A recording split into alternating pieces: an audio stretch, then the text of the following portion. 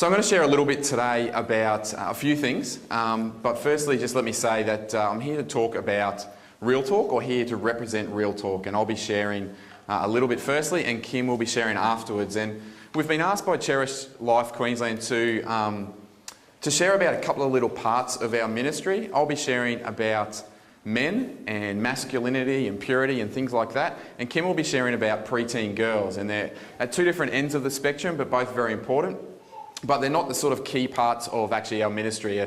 Our central sort of part is talking about the issues of sexuality and identity, and particularly for young people, for teenagers. And if you want to find a little bit more about our sort of general stuff, there's a flyer in all your packs that looks like this that tells you a little bit about Real Talk and what we do.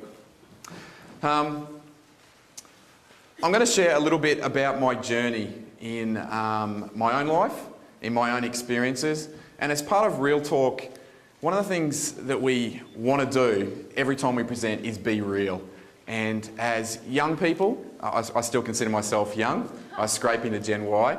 One of the things we're realising is that the young generation learn in a different way than the older generation. The more traditional way, the sage on stage kind of mentality, doesn't always make a take with younger people, and hence the reason why the video this morning is great and needs to be shown in schools and what have you.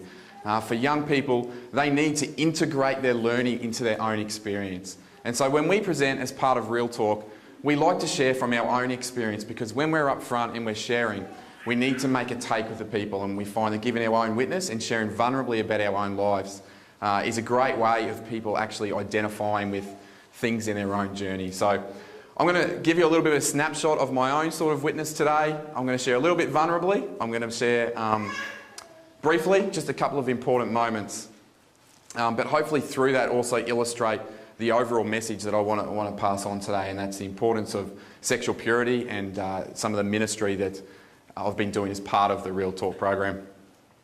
From the beginning, I grew up as a bit of a I suppose you'd say a cradle Catholic. One of my earliest memories, I was actually recalling this week, was seeing my photo. I think it was actually on the front page of the Courier Mail, and that was at a Right to Life Queensland march with a little sign held above my head as a little kid. So that's one of my earliest memories. So I grew up with I suppose an ingrained knowledge of the importance and the dignity of the human person. But to skip ahead a little bit in my story, as a typical male, as a typical young person, I was easily influenced by the culture that we're in, the people around me, the peer group, and the things that spoke into my life. And so very quickly, some of the things that I cared really deeply about, I started to let go of. One of those things for me was the importance of sex and sexuality, and the importance of my virginity. And so for me, that was something that I started to let go of. And to skip forward a little bit to a defining moment in my journey was the night I actually lost my virginity. I told you I was going to share vulnerably. I'm not going to share explicitly, don't worry. But I remember that night going home to my house, my parents' house, and standing in front of the mirror. And I stood there naked, and I looked at myself, and I remember saying these words. I said, "Well, you're a man now. Well, you're a man now."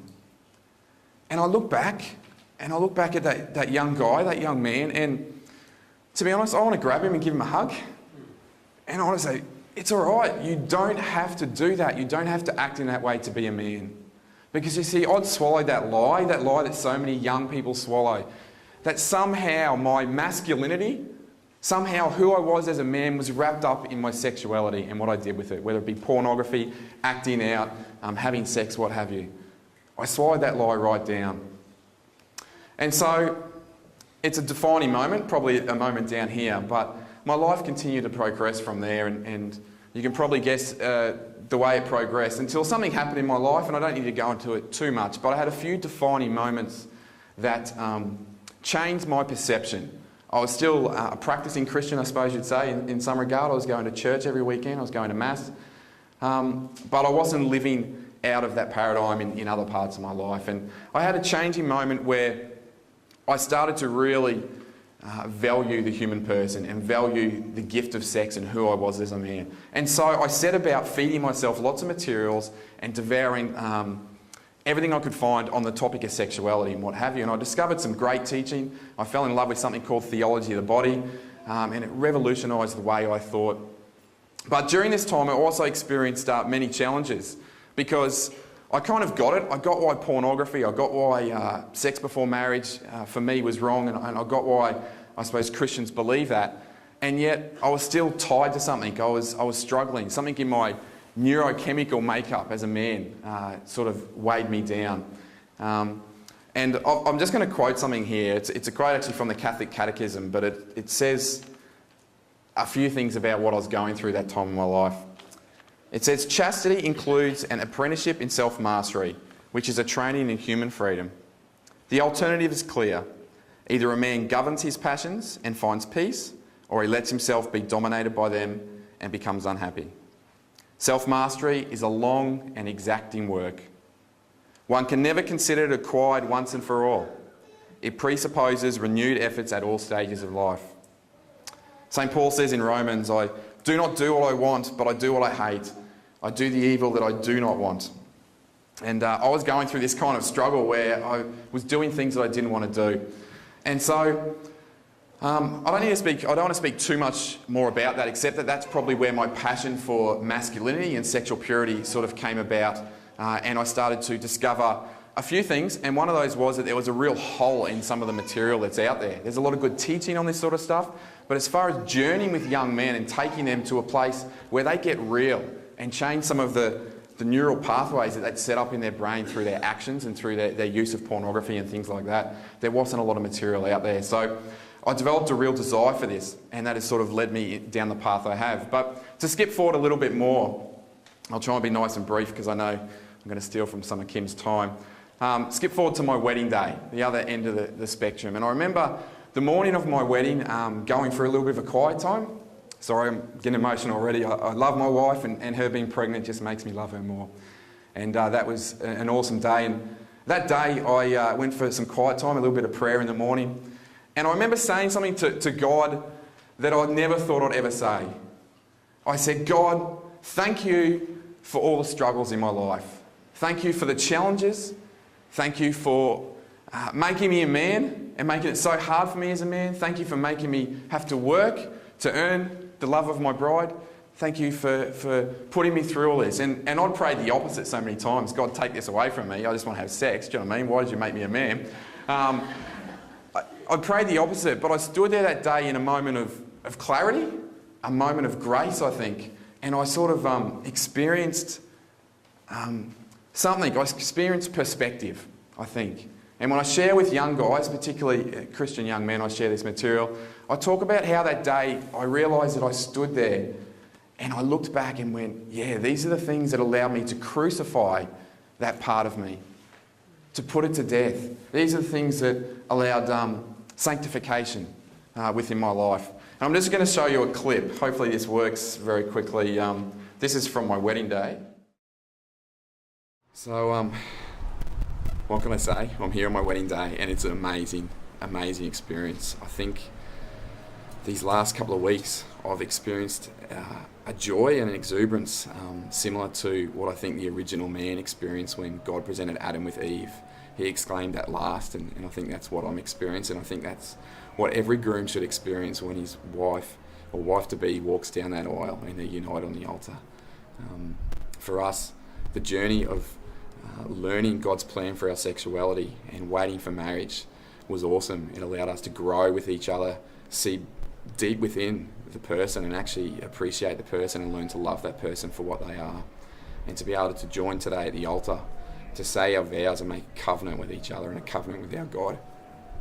It's an awesome gift. And I just want to encourage anyone out there who's single or preparing for marriage that it's worth it. It's worth the wait. I can't wait for today, 10 minutes away from seeing my bride, and I'm sure that if you put in the hard yards and uphold this awesome gift of sex, this awesome gift of our sexuality that our God has given us, that you too will be experiencing the graces that I'm currently feeling. So, thank you.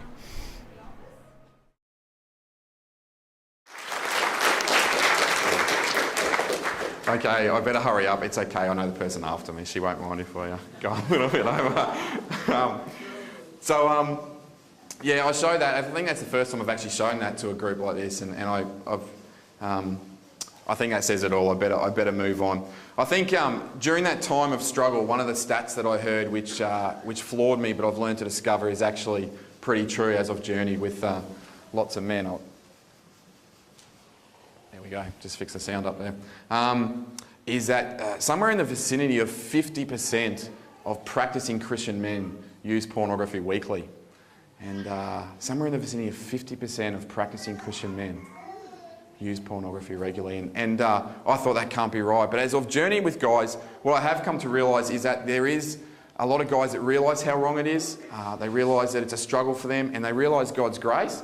But at the same time, they're weighed down by some of these neurochemical changes that I talked about.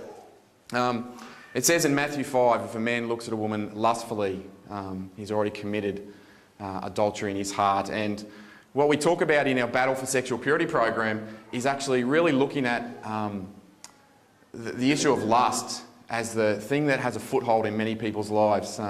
The serpent of lust has been around for a long time. It's just that at the moment the serpent is basking in the sun rather than hiding in the shadows.